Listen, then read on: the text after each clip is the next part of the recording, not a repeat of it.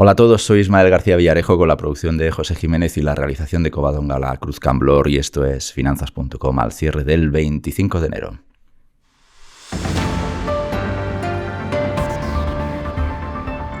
Inversores, muy bienvenidos. Alfonso y yo os estábamos esperando. Alfonso, qué alegría tenerte aquí de nuevo. ¿Cómo estás? Muy bien, fenomenal. Muchas gracias por invitarme otra vez aquí. Alfonso Escárate, uno de nuestros analistas de referencia, que además ha contribuido al estudio que hemos publicado esta semana en la revista Inversión. Quiero preguntarte luego por ello, porque eres el más pesimista del lugar.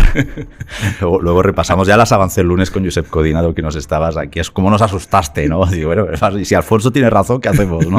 Pero bueno, luego repasamos un poco cuáles son nuestras proyecciones para el IBEX 35 hacia finales para este año, para cierre de 2023, pero me gustaría antes, Alfonso, ver contigo cómo ha ido la sesión. Llevamos explicando toda la semana que no esperábamos grandes movimientos hasta hoy, y hoy los ha habido. Claro. Y es que han coincidido desde unos resultados del Sabadell que ya preveíamos que iban a ser buenos, pero han sido buenos, sin más sustos. Incluso no sé si es que nos tienen ya muy medidos y de, oye, a estos no les gustan los costes, vamos a trabajar los costes, ya han mejorado un 13%. Pero también les ha ido muy bien el TSB, que ha hecho el mejor resultado desde la fusión, y en general han gustado muchísimo, tanto que el Banco Sabadell, como también preveíamos, ha arrastrado de toda la banca, y toda la banca ha arrastrado al IBEX. Por ejemplo, la víctima colateral que mejor ha salido es el Santander, ¿no? Que ha crecido hasta un 3% a los ritmos del Sabadell, y el índice al final se nos ha ido más o menos, a falta de que cierren la subasta, entre el 0,80 y el 1% arriba. Los índices europeos también han subido con intensidad, como preveía Alejandro Ramírez esta mañana en su podcast. Y curiosamente hoy, Alfonso, el euro se nos ha ido para atrás. Sí. Que bueno, o es curioso o no, esto ya nos lo cuentas, ¿no? Pero bueno, por fin hemos tenido acción, así que si te parece vamos a comentarla. Alfonso, ¿con qué te quedas de este día tan activo? Pues hombre, yo me quedo con la buena noticia del Banco Sabadell. Yo creo que los resultados son muy buenos, nos indica una tendencia muy buena para todo el sector de la banca, que esto ayuda al IBEX.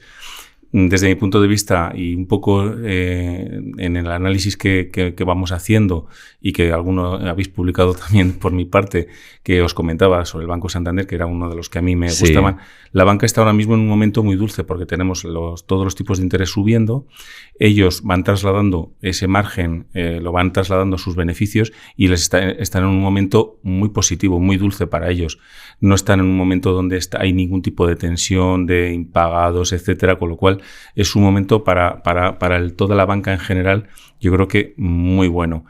El Banco Sabadell en este caso es un ejemplo, ¿no? Y yo creo que lo iremos viendo en todo el resto de los bancos. O sea, prevés que lo que hemos visto con Sabadell lo veamos luego en Santander, BBVA y CaixaBank, que son los grandes que nos quedan todavía por leer. Pues menuda semanita la que viene, ¿no? Porque van uno detrás del otro.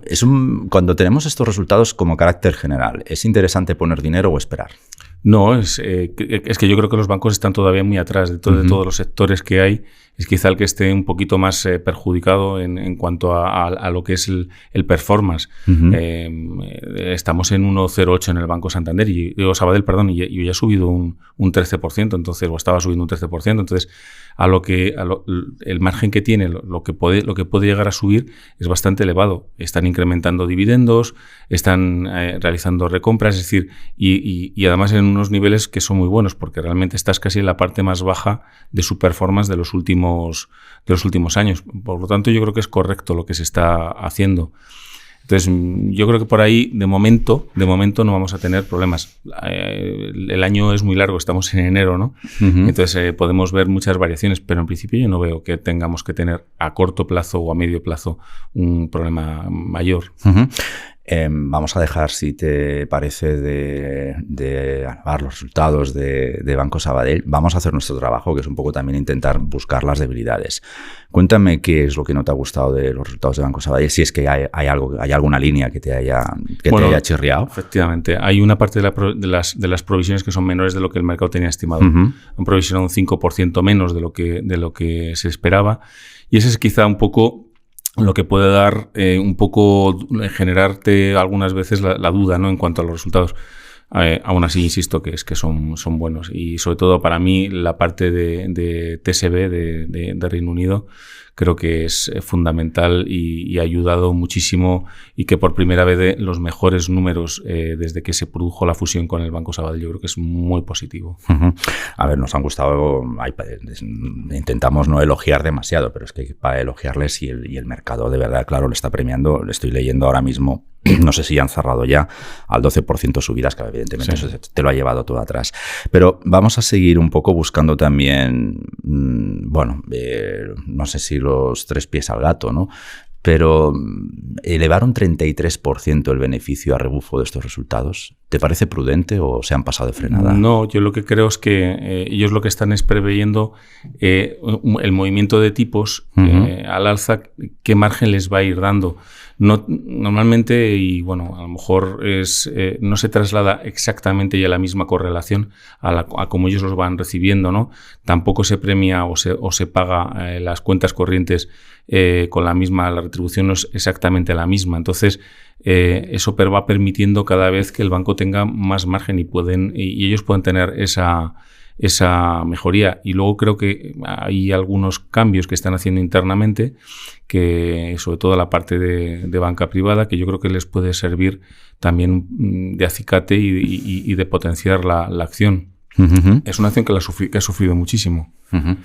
El margen de intereses también ha crecido en el Banco Sabadell, pero esto nos agota ya el potencial. ¿Hay posibilidades de que el margen, que es una de las claves de un banco, nos dé sustos a futuro? Mientras que yo creo que los tipos van a seguir subiendo, por lo tanto, creo que los márgenes de momento no cobardean, ¿no? No creo que vayan a tener problemas.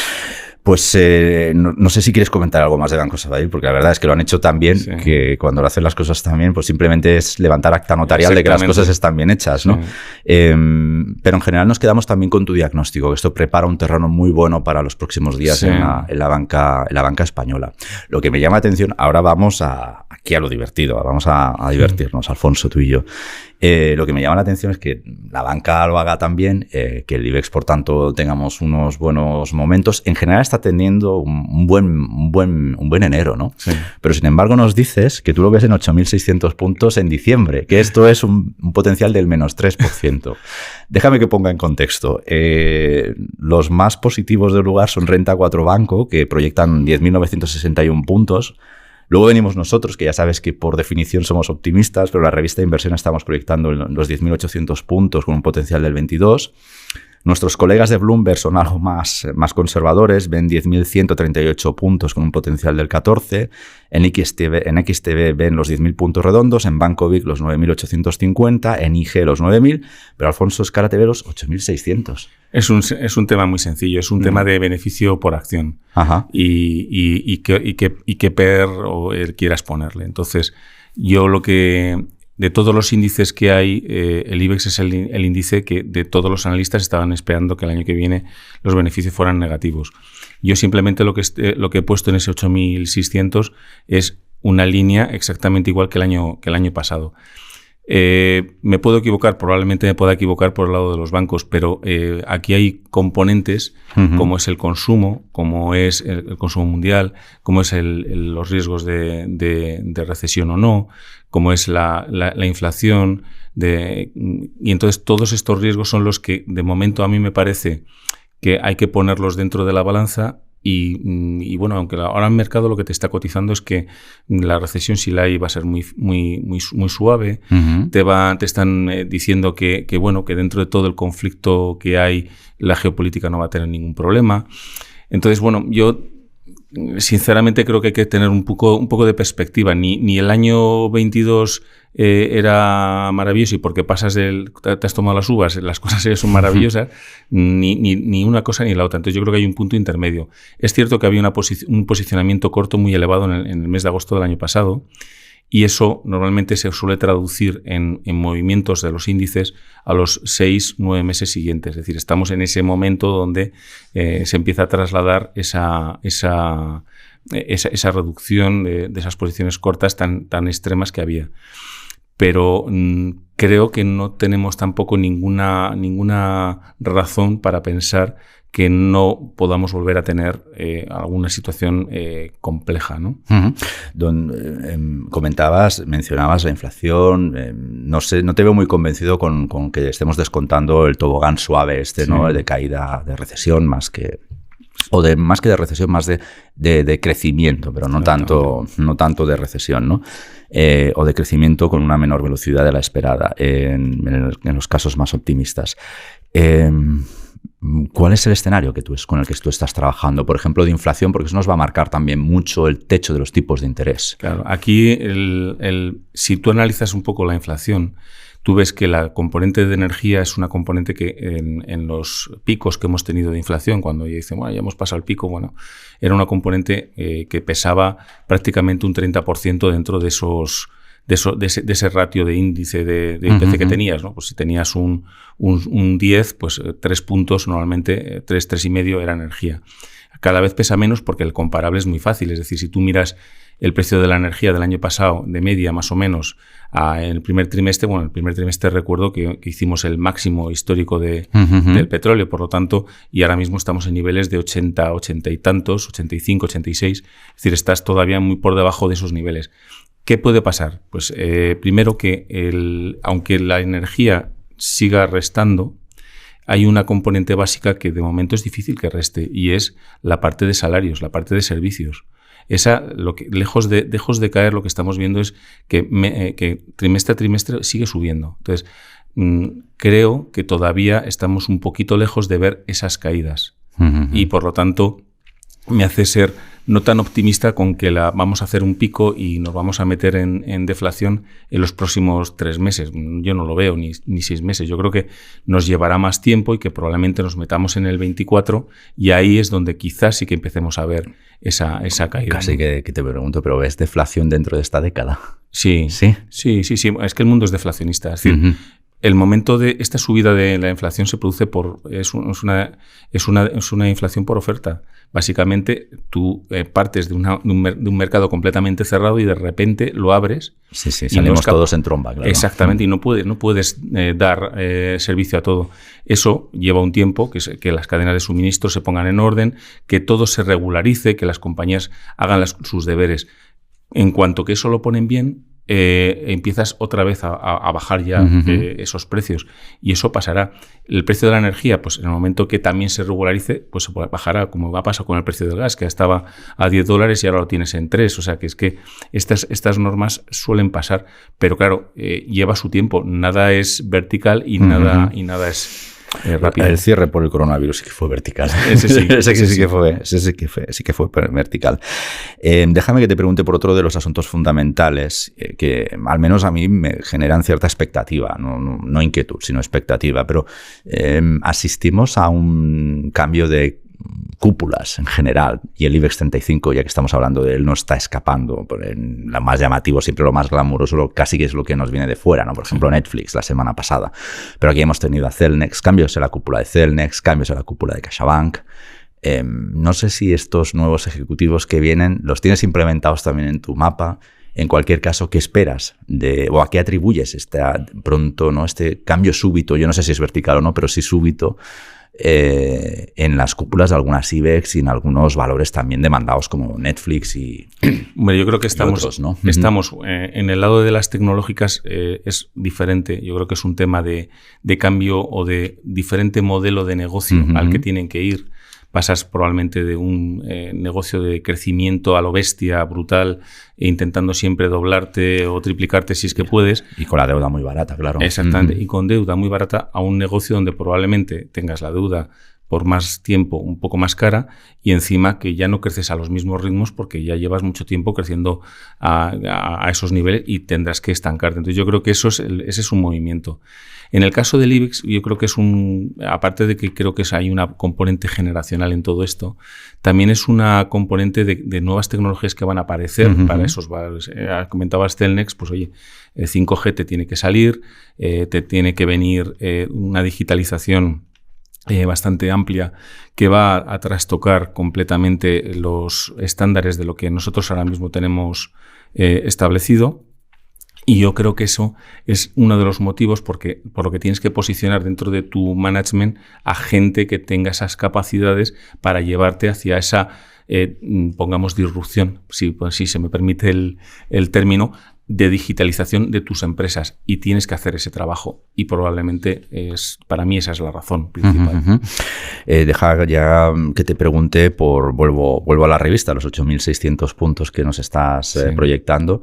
¿Con esta proyección es interesante invertir en el IBEX, bajo tu punto de vista? Hay que ser selectivo. Sabía que me ibas a contestar eso. El índice, una cosa es un índice... Porque el Santander te gusta. El Santander me gusta, por ejemplo. Entonces, una cosa es un índice y otra cosa es qué valores dentro del índice yo quiero coger, ¿no? Pues a mí Santander me gusta. Si tenemos un problema con consumo, pues probablemente tengas con Inditex una situación compleja. Vosotros siempre me habéis preguntado por IAG, por las aerolíneas. A mí IAG ahora mismo me gusta. Creo que es una idea... Yo creo que ahora nos gusta. A mí, ¿te acuerdas que a mí no me gustaba? Y ahora empieza a gustarme también. Pero, pues yo creo que es un momento muy, muy bueno para ellos. Pero fíjate, puede ser una cuestión de visibilidad, porque no es que no me gustara la estructura de la compañía, sino que no sabíamos exactamente qué iba a pasar, no con IAG, sino con la aviación en general, claro. Por ejemplo, ¿no? Bueno, yo creo que se ha cambiado. Hasta ahora teníamos una duda muy razonable sobre si se iba a abrir el mercado completamente por el tema del COVID, sobre todo por el lado de China. Sí, por la parte asiática, claro. Por la parte asiática. Esa X que estaba, creo que se está despejando. Obviamente yo no tengo la varita para saber si van a venir nuevas cepas o no. No, pero bueno, evidentemente nadie tiene la bola de cristal. Pero a día de hoy, a pesar de todos los contagios que ha habido en China, pues en Europa no estamos viendo una situación tan extrema, ni estamos pasando por una situación tan extrema como ellos. Con lo cual yo creo que la normalización para ellos llegará, igual que ha llegado para nosotros. Y eso hará que también las aerolíneas tengan una situación de normalización. Efectivamente, quizá no llegues a los niveles pues puede ser porque consumos, por costes, pues sí, con el tema de la deuda un poquito más elevada, pues son en compañías que tienen niveles de endeudamiento elevado, pero también la rotación que tienen ellos de aviones y esas previsiones también se les aplazan en el tiempo porque han tenido aviones que no han tenido que usar. Sí que tienes que hacer el mantenimiento, pero tienen menos kilómetros, por lo tanto... los requerimientos de flota ya no son tan importantes. Exactamente. Alfonso, ya que vienes, actualízanos tu hoja de ruta. La última vez que viniste, además del Santander, recuerdo que te gustaba mucho el oro. Sí. ¿Cómo estás invirtiendo ahora el dinero? Pues sigo con el oro. Creo que nos va a quedar ahora el movimiento más fuerte en los próximos meses. Es mi criterio. Creo que también estoy mirando el tema de uranio, porque una parte con los cumplimientos... Tiene que ver con la progresión de las centrales nucleares. Exactamente. China tiene que construir bastantes centrales nucleares. Alemania ha conseguido un retraso en la moratoria, la moratoria de cerrar las centrales nucleares, con lo cual yo creo que todo esto va a ayudar a que el uranio, que es un activo que estaba ahí parado, pues yo creo que también va a tener potencial. Sigo con el tema de la deuda a corto plazo de momento, aunque es cierto que hemos visto gran parte del movimiento de subidas de tipos, pero como tengo una duda razonable, prefiero seguir jugando este corto plazo y no jugar más largo plazo. Yo creo que todavía nos queda un upside en este aspecto. Y de todas las cosas que hay actualmente, lo que más me preocupa y lo que para mí tiene un sesgo bastante es la deuda de los países. Creo que los niveles de deuda de los países son realmente preocupantes. Si se toman medidas o acciones para reducirlo, va a tener impacto sí o sí en el consumo, va a tener impacto sí o sí en las familias, y esto no hay vuelta de hoja. No podemos seguir en unos niveles de endeudamiento a esos niveles.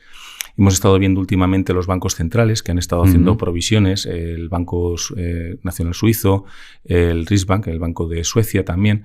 Y creo que igual podemos empezar a ver también lo mismo en el resto de bancos centrales. El banco más que tiene un nivel de deuda más elevado es el Banco de Japón.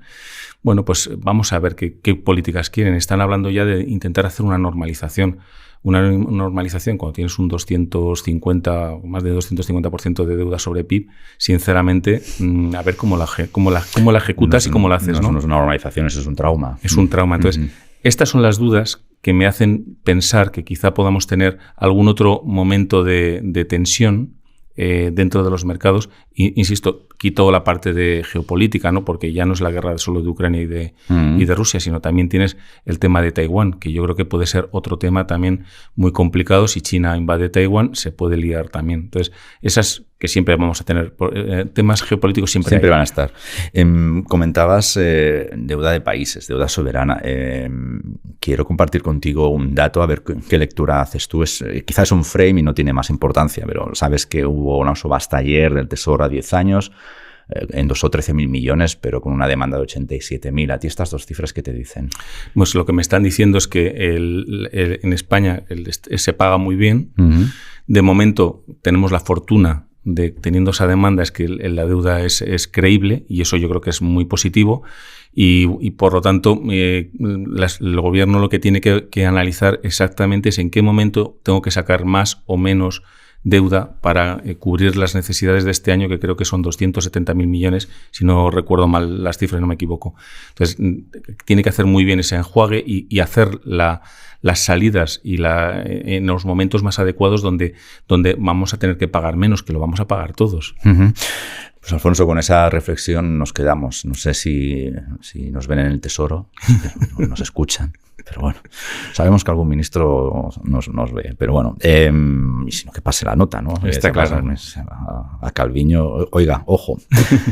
Alfonso, muchísimas gracias, como siempre, por hacer podcasting con nosotros esta tarde. Muchas gracias a vosotros y un placer, como siempre. Y a vosotros, amigos inversores, gracias, como siempre, por el privilegio de vuestro tiempo. Hasta la próxima.